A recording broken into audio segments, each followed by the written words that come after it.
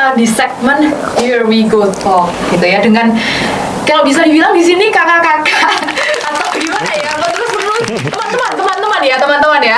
Ada mau kenalin kalau aku Hana Natalia, saat ini Deputy of Education dari UC Family Business Center, dan saya nggak sendiri di sini, ada duo ya luar biasa, duo satu atau berkenal.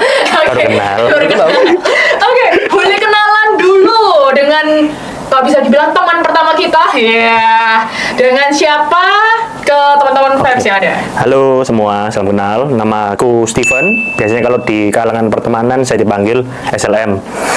Untuk sekarang saya punya usaha, itu PT Sukses Lintas Masa. Itu bergerak di bidang untuk penyediaan seragam berupa polo, kemeja, dan kaos ke perusahaan ataupun organisasi. Untuk perusahaan keluarga bergerak di bidang wholesaler dan juga retail, furniture, spring bed, dan juga bahan baku pembuatan furniture ataupun spring bed. Oke, kita lanjut ke teman kita yang kedua, yaitu silakan. Ya, halo, perkenalkan nama saya Filemon. Saya di sini sebagai penerus usaha keluarga. Usaha keluarga bergerak di bidang batik dengan brand Batik Usaha Beruang. Untuk saya sendiri juga punya brand satu, yaitu Loyang Batik. Dan saat ini lagi membangun brand yang ketiga, yaitu Pilar Cafe untuk di sektor makanan seperti itu. Oke, ini kan kita udah dapet hal yang cukup menarik ya, karena dua-dua ini sama-sama berkecimpung di dunia ada baju, batik, dan lain-lain. Loh, ini batik yang dipakai, ini batik bikinan sendiri atau gimana? Bikinan sendiri. Oh, bikinan sendiri? Ini kemarin gara-gara ada satu tender gitu aja. Oh, wow, luar biasa ya. Kalau ini yang warnanya agak biru tua-tua atau hitam? Kebetulan karena nggak bawa produk sendiri. Oke. Tapi intinya kita bisa membuatkan kalian, saya bisa membuatkan kalian sesuai dengan desain kalian.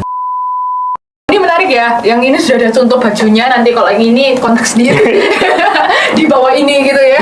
Oke, kita mau tanya ini, kalau boleh tahu kalau dari Filemon sendiri, itu lokasinya di mana? Kalau aku di Rembang, di Lasem, kecamatannya Lasem, tapi kabupatennya Rembang, Jawa Tengah. Oh, oke. Jadi bukan di Surabaya ya? Bukan. Tapi untuk yang akan bisa pesan tuh siapa aja?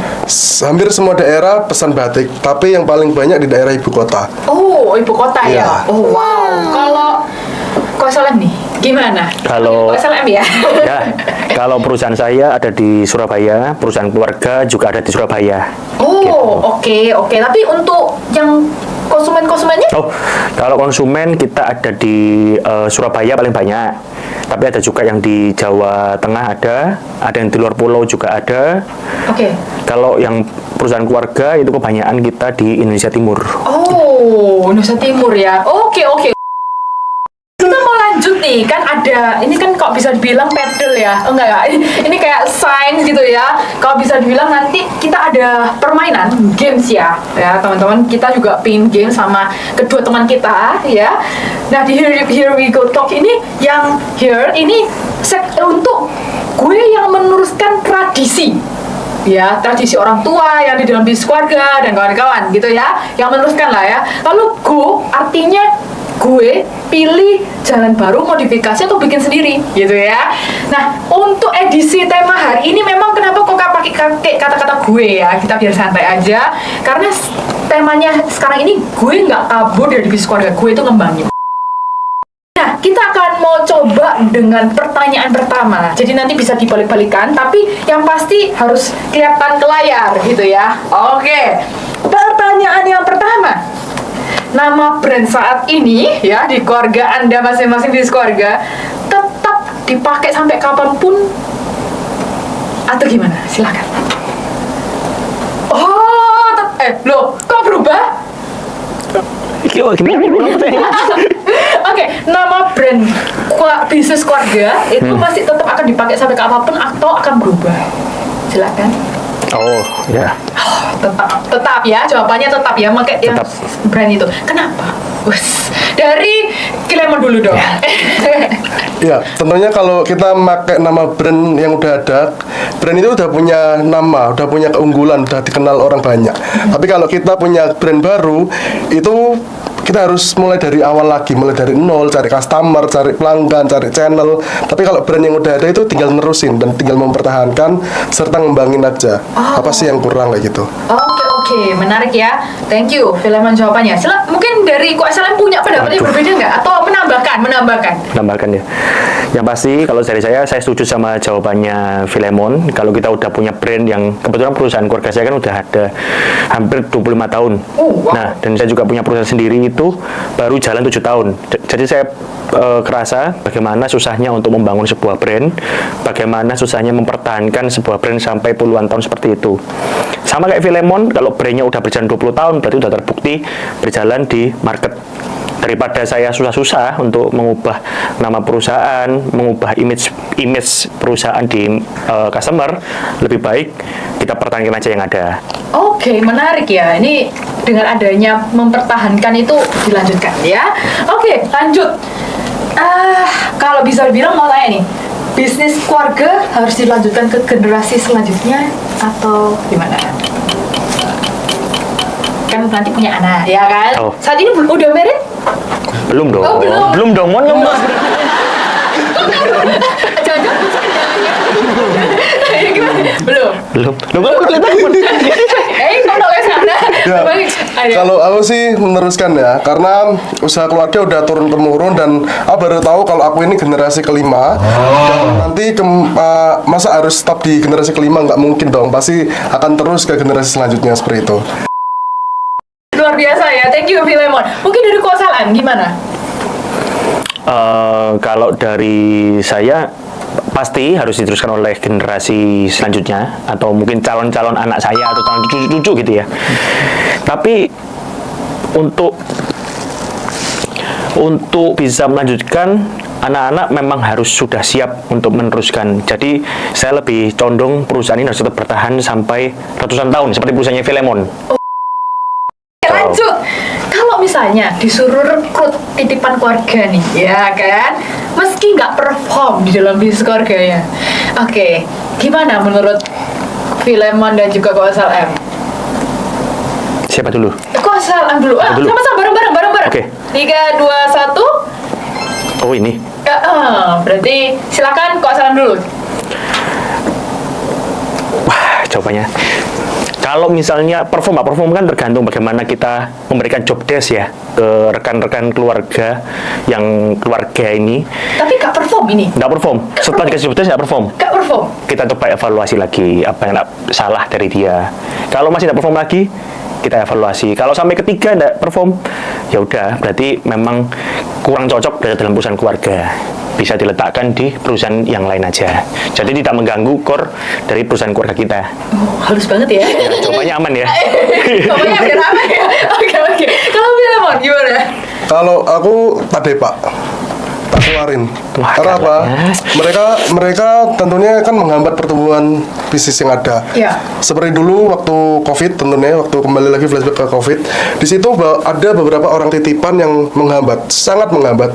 Perusahaan tidak bisa lari dan dia harus stuck.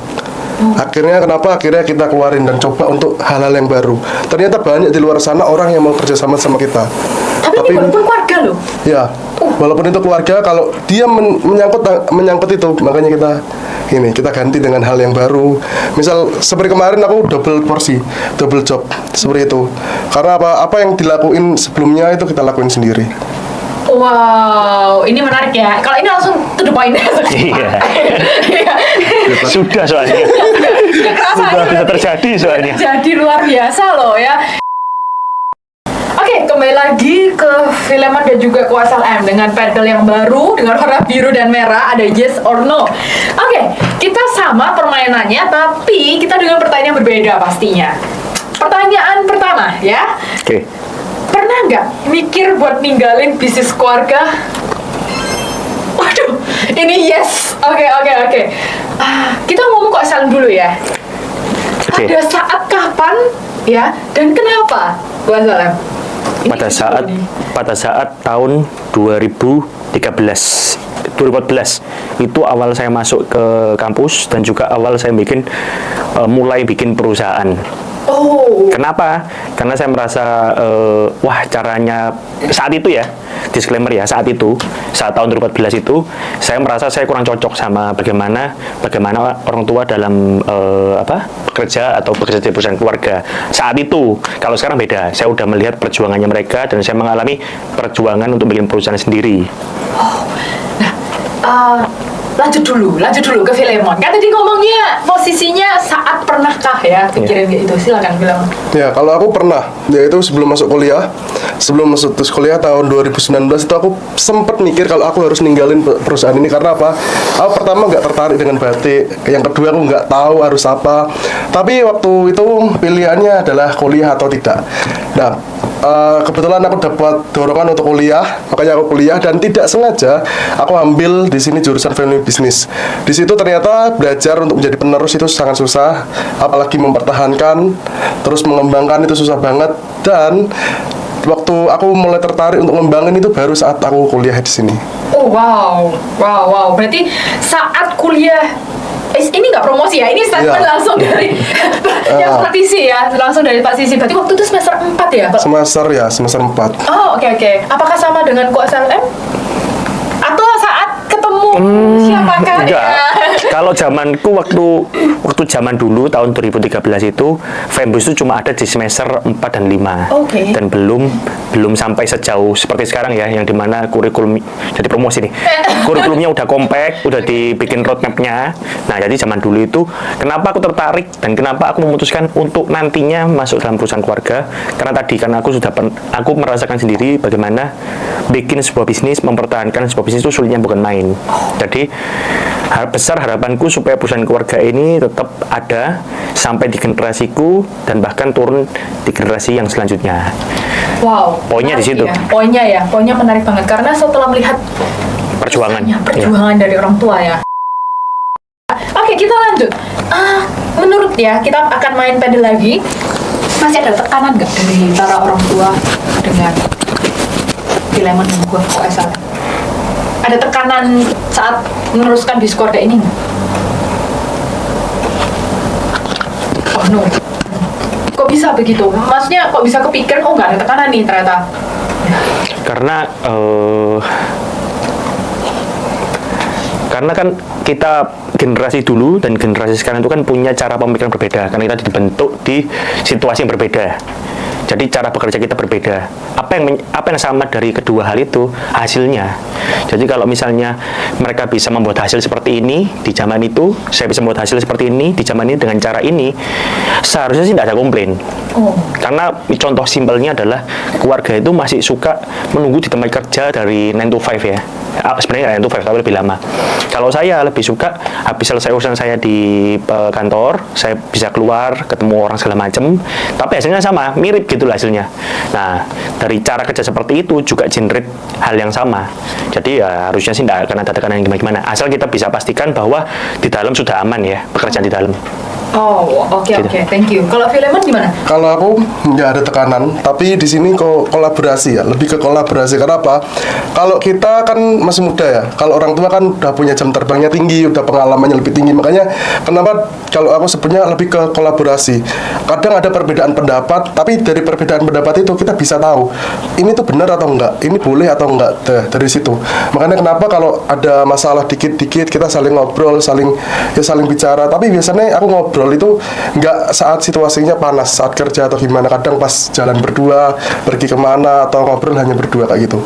Oh, oke. Thank you, Filemon. Jadi ini menarik ya, dari kedua teman kita itu luar biasa banget dari sudut pandang. Jadi teman-teman harus tangkap benar-benar karena saat kita tahu apa yang dari sudut pandang yang berbeda, kita bisa memahami gitu ya.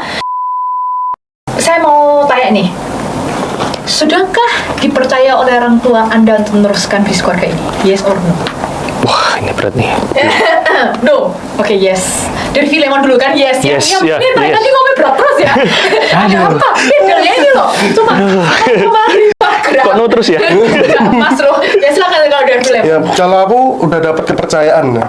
Tapi kepercayaan ini awalnya sulit banget aku dapatin karena orang tua aku lebih ke mereka harus ada faktanya. Kita bicara nggak boleh asal bicara. Jadi mereka itu minta faktanya apa, data yang kamu dapat itu apa. Jadi harus ada alasan yang kuat. Walaupun kadang udah ada alasan, udah ada data yang kuat, masih mereka tidak ACC juga. Nah, di situ fungsinya apa? Aku di sini juga masih kolaborasi sama orang tua, masih satu lingkup sama orang tua, bisnis kain juga di batik, di industri batik. Tapi sekarang lebih dipercaya lagi. Papa lebih mempercayakan ke aku karena dia tahu kalau ini bisnis harus diteruskan kayak gitu. Makanya dia membuka jalan aku tuh bisa berkarya di sini kayak gitu. Lebih dikasih kebebasan sekarang, nggak seperti dulu. Oke. Contohnya apa? Maksudnya waktu Ya. posisi kamu lihat dipercaya itu? Waktu itu ya lagi-lagi waktu kuliah sih. Waktu kuliah itu aku ada tugas dan di situ sharing juga sama papa, sharing juga sama mentornya. Dan di situ baru ketahuan kalau papa ini orangnya harus berdasarkan data. Nah, seperti itu. Jadi setelah itu kita dikasih yang satu kebebasan buat ciptain motif sendiri, yang kedua buka usaha sendiri. Jadi walaupun aku masih di dunia batik, tapi aku punya brand sendiri. Oh. Itu karena apa? Aku udah dipercaya sama papa. Seperti itu. Luar biasa, keren. Yang berat dulu ya. Kembali lagi yang ini ada apa sih yang berat? Oke. Belum, karena apa? Karena sebenarnya ini kan saya belum in charge dalam di perusahaan keluarga. Kalau dari saya sendiri, saya harus, menurut saya gini ya, saya mau masuk dalam perusahaan keluarga ketika saya udah benar-benar siap secara kompetensi, secara kapabilitas, supaya saya tidak menjadi penerus yang hanya duduk diam dalam perusahaan keluarga tapi tidak melakukan perubahan apapun gitu. Itulah kenapa dasar saya sekarang belum masuk dalam perusahaan keluarga. Saya mau siapkan diri saya dulu dengan cara apa? Ya, perusahaan saya ini saya benahin dulu, saya benahin sampai pada titik saya siap dan saya mau masuk dalam perusahaan keluarga. Wow, ya sangat deep, makanya berat ya. Aman ya jawabannya ya. Pertanyaan terakhir ya untuk menutup segmen kita bersama. Bangga nggak jadi penerus bisnis keluarga? Yes or no? Oh, ini loh. Akhirnya Yang berat yes, ya. dulu, kok salah? Kenapa bangga? Silakan. Sama kayak jawaban saya tadi pertama, bahwa membangun perusahaan itu susah, tapi lebih susah mempertahankan, jauh lebih susah lagi mengembangkan. Nah, kenapa saya bangga? Karena kalau kamu udah bekerja dalam perusahaan keluarga, berarti kamu udah di tahap untuk bagaimana mempertahankan dan juga mengembangkan. Ya, jadi sulit, hambatannya akan lebih sulit gitu. Oke, kalau Filemon? Saya bangga karena meneruskan itu lebih susah daripada membuat bisnis baru juga ya. Kalau meneruskan kita tantangannya lebih besar karena kita nggak boleh turun dari apa yang udah ada, tapi kita harus lebih dari apa yang udah ada.